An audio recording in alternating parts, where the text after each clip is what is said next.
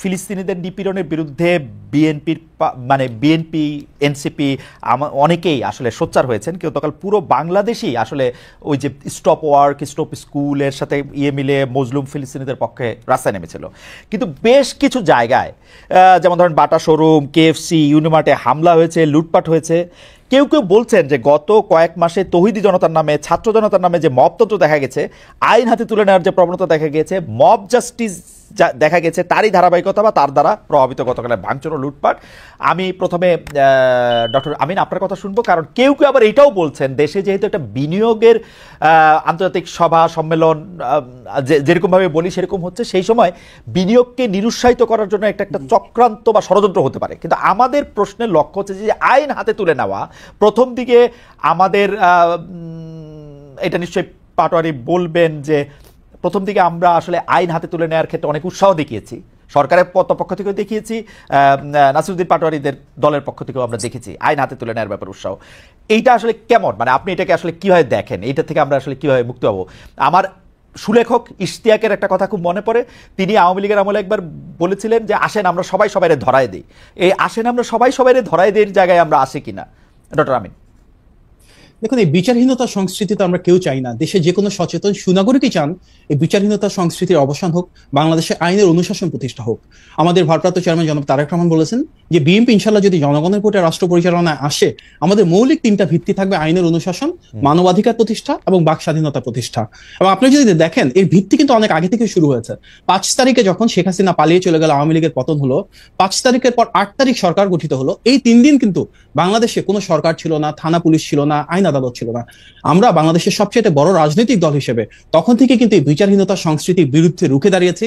সেই সময় 5 থেকে 8 তারিখ পর্যন্ত আগস্ট মাসের এই 3টা দিন প্রতিটি এলাকায় এলাকায়, পাড়ায় পাড়ায়, মহল্লায় আমরা সাধারণ মানুষের পাশে থেকে সুরক্ষা দিয়েছি, প্রতিরক্ষা দিয়েছি, যার মূল কারণ ছিল বাংলাদেশে যে আমরা সবাই ফ্যাসিবাদের বিরুদ্ধে ঐক্যবদ্ধ, রাজনৈতিক জিঘাংসা প্রতিহিংসার উপরে দাঁড়িয়েও আমরা যেভাবে সবার সুরক্ষা নিশ্চিত করতে পারি সেটা এস্টাবলিশ করা।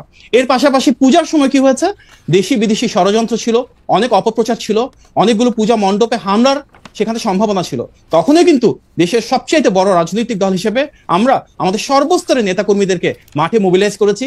নেতৃত্বের পাশাপাশি যারা কর্মী রয়েছেন প্রত্যেকে বলেছি যে পূজা মণ্ডপগুলোতে আমাদের হিন্দু ধর্মাবলম্বী যেসব ভাই বোন রয়েছেন ওনাদের পাশে দাঁড়িয়ে নিরাপত্তাটা নিশ্চিত করবার জন্য। সুতরাং গত 8 মাসে যখনই দেশে অস্থিতিশীলতার সৃষ্টি হয়েছে, আমরা আমাদের দিক থেকে দায়িত্ব পালন করেছি। সরকারের প্রতি আমাদের আহ্বান থাকবে ওনারাও যেন ওনাদের দিক থেকে আইনের অনুশাসন প্রতিষ্ঠার এই দায়িত্বটুকু পালন করে। আপনি যদি দেখেন গতকালকে থেকে একটা কথা বলি ভাই প্লিজ, গতকালকে থেকে কিন্তু ছাত্র দল থেকে আমরা কেন্দ্রীয়ভাবে কর্মসূচির অংশ হিসেবে বিভিন্ন জায়গায় কিন্তু সুরক্ষা দিচ্ছি, বিভিন্ন প্রতিষ্ঠানকে সুরক্ষা দিচ্ছি। আমাদের আজকে এনসিপি এখানে আছেন, ওনাদের প্রতিও প্রত্যাশা থাকবে ছাত্রদল বা বিএনপি যে দায়িত্বটুকু পালন করছেন ওনারা ওনাদের পরিসরে এটা। আমি জনাব পাটোয়ারির কাছে যাওয়ার আগে ডক্টর আমিন, আপনি যেমন 5 আগস্টের পর থেকে শুরু করলেন, আমি একটু 5 আগস্টের পর থেকে শুরু করি, এবং আমি দেখি আমি আর আপনি কিরকম দুইটা দুনিয়ায় বাস করছি। কারণ হচ্ছে যে আমি খবরের কাগজে আমি পড়তেছি যে 5 আগস্টের পরে সংবাদ শিরোনাম, বিএনপিতে আশ্রয় পাচ্ছে আওয়ামী লীগের লোকজন, লীগ নেতাকে পালাতে সহযোগিতার অভিযোগ বিএনপি নেতৃত্বের বিরুদ্ধে, এরসালামের গাড়িতে এলাকায় গিয়ে সংবর্ধনা পেলেন বিএনপি নেতা। তারপরে আমরা খবর পাচ্ছি হচ্ছে যে এবার একটু লেটেস্ট জায়গায় আসি, বিভিন্ন এলাকায় প্রভাত প্রতিপত্তি তৈরি, চাঁদাবাজি, দখলবাজি, দিবস উদযাপন, ব্যানার টানানো, দলীয় মনোনয়ন দাবি, নানা কিছু কেন্দ্র করে বিএনপি, যুবদল, স্বেচ্ছাসেবক দল, শ্রমিক দল, ছাত্রদল পরস্পর সংঘাত, মারামারি খবর প্রতিদিন। কেউ কেউ মানে সর্বশেষ যেটা খুব মানে কি বলবো, খুব কায়দা করে পত্রপত্রিকাগুলি এটা করেছে, মানে গায়ের গোস্ত খুলে আনার হুমকি দিচ্ছেন এর মানে বিএনপি, ছাত্রদল, যুবদলের নেতারা। ডক্টর মাহাদি, এইরকম খবর আপনার চোখেও পড়েছে কিনা? না আমি একলাই পড়তেছি এগুলি খবর? না, অবশ্যই পড়েছে। আমার চোখে এই খবরও পড়েছে যে সুবিশাল দলের বিচ্ছিন্নভাবে যারা যারা এই ধরনের কাজের সাথে সম্পৃক্ত প্রত্যেকের বিরুদ্ধে স্থগিতাদেশ দেওয়া হয়েছে, বহিষ্কারাদেশ দেওয়া হয়েছে। আমার চোখে এটাও পড়েছে আমাদের ভারপ্রাপ্ত চেয়ারম্যান প্রতিনিয়ত কঠোর নির্দেশনা আমার দলের নেতাকর্মীদেরকে দিচ্ছেন, যারা যারা এর সাথে জড়িত তাদের বিরুদ্ধে যেন অবশ্যই সাংগঠনিক ব্যবস্থা নেওয়া হয়। আমি আপনাকে উৎসাহিত করব সেই নিউজগুলো যদি আপনার একটু প্রচার করেন তাহলে। এই নিউজগুলো কিন্তু আমি আসলে দেখেছি, কিন্তু ঘটনা হচ্ছে এইটাকে একটু বলবেন যে আসলে আওয়ামী লীগ নেতারা আপনাদেরকে টাকা পয়সা দিয়ে পালাইছে, মানে যারা ওই পারে যাইতে পারছে তারা বিএনপির লোকেরা কন্ট্রাক্ট করে নিয়ে তাদের ওই পারে দিয়ে আসছে। আচ্ছা, এই যে আওয়ামী লীগ আমরা বলি ফ্যাসিস্ট, ফ্যাসিবাদটা প্রতিষ্ঠিত হয়েছে কিসের উপর ভিত্তি করে? আমাদের বিএনপি নেতা টাকা নিয়ে শাস্তি দিলেন আমাদের রক্তের উপর দাঁড়িয়ে, এবং আমাদের সাংগঠনিক সিদ্ধান্ত রয়েছে যে কোনো মূল্যে আওয়ামী লীগের যারা এসব গুম খুনের সাথে জড়িত ছিল, যারা নৈরাজ্য, নাশকতা এবং মানবাধিকার লঙ্ঘন করেছে, তাদেরকে অবশ্যই বিচারের আওতায় আনতে হবে। আমাদের প্রশ্ন এখানে যে কিভাবে আওয়ামী লীগের এই শত শত মানুষ পালিয়ে চলে গেল, আইন শৃঙ্খলা বাহিনী তখন কি দায়িত্ব পালন করেছে? আমাদের প্রশ্ন এটাই যে এখনো 8 মাস পেরিয়ে গেল, কেন ফ্যাসিবাদের দোসরেরা রাষ্ট্রযন্ত্রের বিভিন্ন জায়গায় পদায়িত হচ্ছে, কেন তারা রাষ্ট্র কাঠামোতে এখনো বিভিন্ন জায়গায় রয়েছে? আমরা তো বারবার বলছি আইন শৃঙ্খলা বাহিনীর কথা। আমি শুনছি যে সকল পুলিশ যারা কি পজিশনে বসছেন বা প্রশাসক যারা হয়েছেন, correct me if I am রং, তারা সবাই বিএনপির পছন্দের বিএনপির লোক। আমি জানি না আপনি কোথা থেকে শুনেছেন, বাট আমার মনে হয় না এটার ভিতরে সত্যতা আছে। আচ্ছা ঠিক আছে, আমি সবার মামলা উঠে গেলে জনাব তারেক রহমান দেশে ফিরবেন, এটা ওনার একটা অগ্রাধিকার অবশ্যই। মানে সবার মামলা উঠে গেলে এটা সবাইকে টেকনিক্যালি ন্যায় বিচারে উঠবে না তো?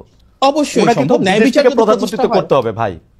না, উনি কেন বিদেশ থেকে প্রধানমন্ত্রিত্ব করবেন? আমরা সবসময় বলে এসেছি কি, এই অন্তর্বর্তী সরকারের মূল ম্যান্ডেটটা হচ্ছে একটি অবাধ, সুষ্ঠু এবং গ্রহণযোগ্য নির্বাচন আয়োজনের পাশাপাশি বিচার বিভাগ, জনপ্রশাসন এবং আইন শৃঙ্খলা বাহিনীর সংস্কারটুকু করা। যদি বিচার বিভাগের সংস্কার ঠিক মতো হতো, গত 8 মাসে কিন্তু আমরা দৃশ্যমান ভাবে অনেক মানুষকে এসব অবিচার থেকে মুক্ত অবস্থায় দেখতে পেতাম। কোর্টের জন্য দাঁড়ে দাঁড়ে ঘুরতে হতো না মিথ্যা মামলার জন্য। আমরা দেখেছি মিথ্যা, গায়েবী, জালিয়াতির মামলা, সেগুলো থেকে তো অবশ্যই মানুষের নিস্তার পেতে হবে। বিচার বিভাগের সংস্কারটা একটা জরুরি আছে, কারণ তারেক সাহেবের সব মামলা উঠে যাচ্ছে, তার নেতাকর্মীদের মামলা উঠতেছে না। এটা তো নিশ্চয়ই একটা ভালো জিনিস হচ্ছে না। আপনি নিশ্চয়ই বারবার পুশ করছেন। তারেক রহমানের সব মামলা উঠে গেছে, কিন্তু ইন অ্যাবসেন্সিয়া মামলা উঠা এপিলে কিন্তু একটা, মানে আমি জানি না, মানে আমি যতটুকু আইন কানুন বুঝি আর কি। আমি আবার আসবো আপনার কাছে। ডক্টর মাহাদি, আপনাকে অনেক ধন্যবাদ। আমি কি এটার উত্তরটা একটু দিয়ে দিতে পারি? জি জি, দেন। আমরা দেখেছি তারেক রহমানের বিরুদ্ধে গত 16 বছরও আওয়ামী লীগ অনেক প্রোপাগান্ডা ক্যাম্পেইন চালানোর পর একটা তথ্য প্রমাণ উপাত্ত তৈরি করতে পারে নাই। তার সবচেয়ে বড় প্রমাণ, আমরা যদি আওয়ামী লীগের সময় যিনি প্রধান বিচারপতি ছিলেন সেই সুরেন্দ্র সিং সিনহার বক্তব্য দেখি, সেখানে উনি বলেছেন কিভাবে একটা নির্দিষ্ট অফিস থেকে, একটা নির্দিষ্ট দপ্তর থেকে ওনাকে মামলার রায় লিখে দেওয়া হতো। আমরা দেখেছি মোতাহার হোসেন একজন বিচারক ছিলেন, যিনি তারেক রহমানের কোনো দোষ ত্রুটি না পেয়ে তখন গোয়েন্দা বাহিনী দ্বারা লিখিত রায় পড়তে অস্বীকার করার কারণে ওনাকে অস্ত্রের মুখে দেশ ছাড়তে হয়েছে। সেখানে কিন্তু সুস্পষ্টভাবে উঠে এসেছে কিভাবে ওনার বিরুদ্ধে কোনো তথ্য প্রমাণ ছিল না। কেন 16 বছর লাগলো ওনাকে এই মিথ্যা মামলাগুলো থেকে, প্রতারণামূলক, জালিয়াতের, মিথ্যা তথ্যপাতের মামলা থেকে নিষ্কৃতি পেতে? আজকে সেটা আরো বেশি বড় প্রশ্ন হবে। রাইট, এটা তো প্রশ্ন না, এটা তো উত্তর আছে। আপনি আমার কাছে উত্তর নেন। কারণ শেখ হাসিনা বাংলাদেশের সকল প্রতিষ্ঠানকে ধ্বংস করছিল, এর মধ্যে থেকে হচ্ছে যে বিচার বিভাগ সবচেয়ে মারাত্মক ক্ষতিগ্রস্ত হয়েছিল, সেই জন্য এরকম হয়েছে। কিন্তু এখন শেখ জনাব তারেক রহমানের বিরুদ্ধে আর কোনো মামলা নাই, হত্যা মামলা থেকে দায়, মানে মানে যে কোনো সব মামলা থেকে তার আসলে বেকসুর উনি খালাস পেয়েছেন। এখন উনি কেন দেশে আসছেন না, সেটা নিশ্চয়ই আমরা একটু আবার পরে আপনার কাছে শুনবো। আমরা একটু জনাব নাসিরউদ্দিন পাটোয়ারির কাছে যেতে চাই। জনাব নাসিরউদ্দিন পাটোয়ারি, আপনার কাছে আমার কিছু গুচ্ছ প্রশ্ন আছে। আমি যেহেতু আপনাকে খুবই খুবই খুবই পছন্দ করি, আপনার কথা শুনতে আমার ভালো লাগে। আমার মানে একসাথে আমি 3-4টা প্রশ্ন করতে চাই। আপনি একটু আমাদের বলবেন যে ডক্টর মোহাম্মদ ইউনূস দেশ কেমন পরিচালনা করছেন? আপনি আমাকে এক্স্যাক্টলি বলেন তো, ডক্টর ইউনূসের জবাবদিহি কার কাছে আছে? আপনার যে সরকারটারে প্রলং করতেছেন, এইটার জবাবদিহি কার কাছে আছে? না, এটা আমি স্ট্রংলি বিরোধিতা করি, কারণ আমরা ডক্টর ইউনূসের সরকারকে প্রলঙ্গিত করার কোনো ইচ্ছা আমাদের নাই। ঠিক আগের বক্তব্যে, আপনার বক্তব্যের সারাংশই তাই ছিল যে উনি যেভাবে দেশ চালাচ্ছেন, উনি যেই উদাহরণগুলি সৃষ্টি করছেন, উনি যেভাবে এটা করছেন, আপনি বলতেছেন না। কিন্তু উনি কার কাছে? উনি ভারতীয় প্রধানমন্ত্রীর সাথে যে দেখা করার জন্য এত ডেসপারেট হয়ে তার সাথে দেখা করলেন, সেইটাই বা উনি কার কাছে জিজ্ঞেস করছেন? চীনে গিয়ে উনি কারে কি কি বলবেন টলবেন, সেইটাই বা কোথায় আলোচনা করছেন? হ্যাঁ, সেটাই। যে আপনি যখন বললেন যে আমার বক্তব্যের সারাংশ আসতেছে যে ডক্টর ইউনূস প্রলঙ্গিত, কিন্তু সেখানে আমরা বলছিলাম যে 1000 যারা শহীদ হয়েছিল, আমরা যারা মাঠে লড়াই করেছিলাম, আমরা বলেছিলাম ডেমোক্রেটিক একটি প্রক্রিয়ার মধ্যে দেওয়ার জন্য। ডেমোক্রেটিক প্রক্রিয়ার মধ্যে যখন আমি এই কথাটা বলতেছি, তখন আমরা এই কথার সাথে কিন্তু সাংঘর্ষিক ডক্টর ইউনূসকে প্রলঙ্গিত করা। ফলত আমরা ডক্টর ইউনূস কতদিন থাকবে সেই বিষয় বা প্রলঙ্গিত করা, এই বিষয়ের সাথে আমরা একমত নয়। আমরা বলেছি ডেমোক্রেটিক একটা প্রক্রিয়ার মধ্যে যাওয়া, একটা সিস্টেম ডেভেলপ করা বা একটা সংস্কার প্রক্রিয়া জায়গা আছে, যেখানে জনগণের কাছে জবাবদিহিতা থাকবে। সেকেন্ড, যে আপনি বললেন যে ইউনূস স্যার হলো, তাহলে সেখানে ইউনূস স্যার যখন আসলেন তখনই কিন্তু মির্জা ফখরুল একটা স্টেটমেন্ট দিয়েছিল এবং বিভিন্ন দল স্টেটমেন্ট ছিল, এটা জনগণের একটি কল্যাণ বয়ে আনবে। এবং যখন চায়নাতে উনি সফর করেছিলেন, সেখানে ইকোনমিক সিচুয়েশন গুলা নিয়ে উনি সবার সাথে আলোচনা করেছেন এবং সবাই সেটা কিন্তু একসাথে হলো তাকে সে আশীর্বাদটা দিয়েছে এবং বলেছে যে আপনি এই কাজটা বাংলাদেশের জন্য ভালো কিছু বয়ে আনবে।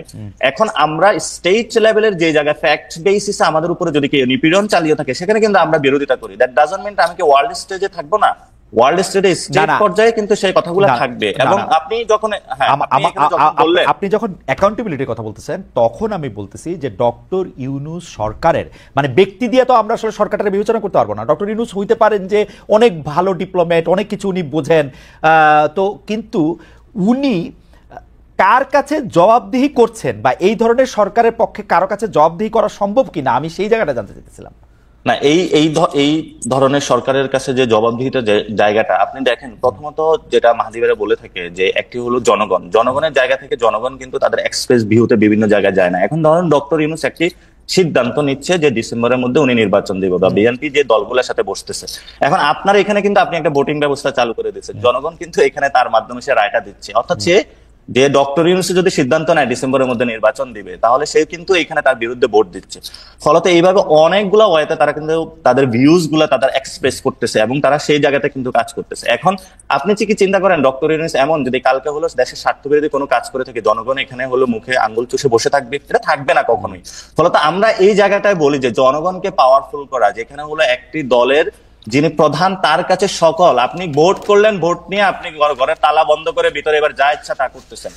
আমরা মনে করি জনগণের সামনে যে এখন যে ট্রান্সপারেন্সি আছে, আপনি চিন্তা করেন কালকে ডক্টর ইউনূস, আপনি বলেন কালকে যদি ডক্টর ইউনূস একটি দেশ বিরোধী কোনো কাজ করে, উনি কি থাকবে নাকি থাকবে না? জনগণ তাকে থাকতে দিবে না, এই পরিস্থিতিটা এখন আছে। আমি তো আমরা চাই, জানি না যে উনি দেশ বিরোধী কাজ করতেছেন না, উনার গভর্নমেন্ট সত্য না তো, গভর্নমেন্ট স্বচ্ছ, সেই জায়গাটায় আমরা বলতেছি উনার এক এক উপদেষ্টা এক এক রকম করে কথা বলে, মানে আমি ওনার এক এক উপদেষ্টা এক এক রকম করে কথা বলে। ডক্টর ইউনূসের মানে স্বাস্থ্য ক্ষেত্রে উনি কি করছে এই জবাবদি চাইলে আমি কার কাছে চাবো জবাবদি? স্বাস্থ্য উপদেষ্টা আমাদের কাছে কিছু বলে যে উনি কি করতেছে? আমাদেরকে আইন উপদেষ্টা আমাদেরকে